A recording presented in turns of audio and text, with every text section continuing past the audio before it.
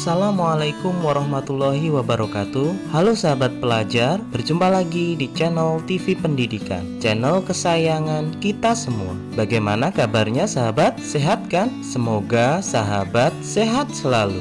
Pada video pembelajaran kali ini, kita akan belajar mata pelajaran prakarya dengan materi yaitu pengolahan bahan setengah jadi dari serealia, kacang-kacangan, dan umbi menjadi makanan khas wilayah setempat.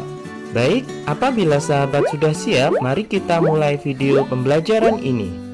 Sahabat, peta materi belajar kita kali ini yakni sebagai berikut. Yang pertama, kita akan belajar mengenai pengertian dari pengolahan bahan pangan. Yang kedua, kita akan belajar tentang jenis atau karakteristik dari pengolahan bahan setengah jadi dari serealia, kacang-kacangan, dan umbi. Yang ketiga, kita akan belajar mengenai teknik pengolahannya.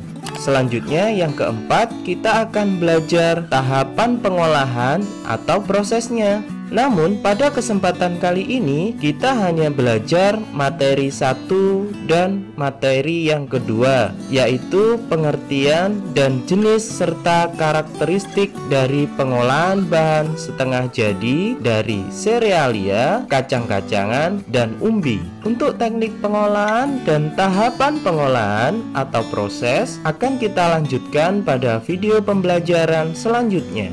Baik, kita lanjutkan untuk materi yang pertama, yaitu pengertian dari pengolahan bahan pangan. Sahabat pelajar, ada yang sudah paham mengenai pengolahan bahan pangan? Ya, betul sekali. Pengertian dari pengolahan bahan pangan adalah suatu kegiatan mengubah bahan mentah menjadi bahan makanan siap dikonsumsi atau menjadi bahan setengah jadi dengan tujuan untuk meningkatkan kualitas dan memperpanjang masa simpan bahan pangan. Nah, itu tadi sahabat. Sekarang kita sudah mengerti mengenai pengolahan bahan pangan. Selanjutnya, kita akan membahas mengenai bahan pangan serealia, kacang-kacangan, dan umbi. Yang pertama, serealia. Serealia adalah jenis tumbuhan, golongan tanaman padi-padian, rumput-rumputan, atau gramineae yang dibudidayakan untuk menghasilkan bulir-bulir berisi biji-bijian sebagai sumber karbohidrat atau pati. Tanaman yang termasuk golongan serealia contohnya padi, jagung, gandum, dan lain-lain. Yang kedua yaitu kacang-kacangan. Kacang-kacangan adalah biji berukuran lebih besar dibandingkan serealia yang digunakan untuk bahan pangan manusia dan hewan ternak. Tanaman yang termasuk golongan kacang-kacangan contohnya kacang tanah, kacang hijau, kacang kedelai, dan lain-lain. Yang ketiga yaitu umbi. Umbi adalah organ tumbuhan yang mengalami perubahan ukuran dan bentuk atau pembengkakan sebagai akibat perubahan fungsinya. Organ yang membentuk umbi terutama batang, akar, atau modifikasinya. Tanaman yang termasuk golongan umbi contohnya ubi jalar, talas, kentang, dan lain-lain. Berikut ini akan diuraikan jenis makanan khas Indonesia yang dihasilkan dari penggunaan bahan baku olahan bahan pangan setengah jadi dari serealia, kacang-kacangan, dan umbi dengan bentuk potongan pipih tebal atau tipis, butiran besar, dan butiran halus. Yang pertama, olahan pangan setengah jadi dengan bentuk pipih, tebal, atau tipis. Contoh olahan pangan setengah jadi bentuk pipih tebal atau tipis dari serealia, kacang-kacangan, dan umbi yaitu kerupuk gendar. Kerupuk ini terbuat dari adonan nasi yang diberi bumbu rempah, penambah rasa, dan kadang juga ditambahkan pleng. Rengginang. Rengginang terbuat dari beras ketan dibentuk bulat yang dikeringkan dengan cara dijemur di bawah sinar matahari lalu digoreng. Kerupuk tete. Kerupuk ini terbuat dari singkong. Tete dari bahasa Madura yang berarti ditumbuk. Sama halnya proses pembuatannya, kerupuk ini dibuat dengan cara ditumbuk sampai pipih menggunakan batu. Selanjutnya adalah keripik tempe. Sesuai dengan namanya, kerupuk ini terbuat dari tempe yang dicampur dengan adonan tepung kanji, kemudian digoreng. Yang kedua, olahan pangan setengah jadi dengan bentuk butiran besar. Contoh olahan pangan setengah jadi bentuk butiran besar dari serealia, kacang-kacangan, dan umbi, yaitu jagung grontol.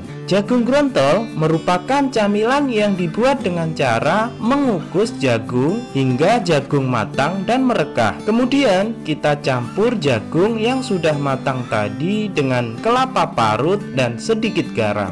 Nasi jagung. Nasi jagung merupakan makanan khas Indonesia yang terbuat dari jagung sebagai bahan dasarnya. Nasi jagung memiliki nilai gizi yang lebih tinggi jika dibandingkan dengan nasi beras. Kacang kedelai goreng. Selain diolah menjadi tahu, tempe, dan kecap, kacang kedelai dapat dijadikan camilan renyah, yaitu kacang kedelai goreng. Kacang kedelai merupakan sumber utama protein nabati dan minyak nabati yang bermanfaat bagi kesehatan. Biskuit. Biskuit merupakan produk jajanan renyah yang dibuat dengan cara dipanggang. Biskuit yang dibuat dari gandum memiliki bermacam jenis kandungan yang bisa meningkatkan kesehatan. Yang ketiga, olahan pangan setengah jadi dengan bentuk butiran halus. Contoh olahan pangan setengah jadi dengan bentuk butiran halus dari serealia, kacang-kacangan, dan umbi, yaitu kue ade atau bingkang singkong. Kue ade merupakan produk dari bahan singkong dan ada juga yang berbahan dari tepung terigu. Pembuatan kue ade yakni dengan cara dipanggang. Udang goreng tepung. Tepung terigu atau tepung beras digunakan untuk campuran produk udang goreng tepung. Cai kue. Cai kue merupakan hidangan Tionghoa. Bentuknya seperti pastel atau kroket. Kulit cai kue yang tipis terbuat dari tepung beras. Proses pembuatan cai kue adalah dengan cara dikukus.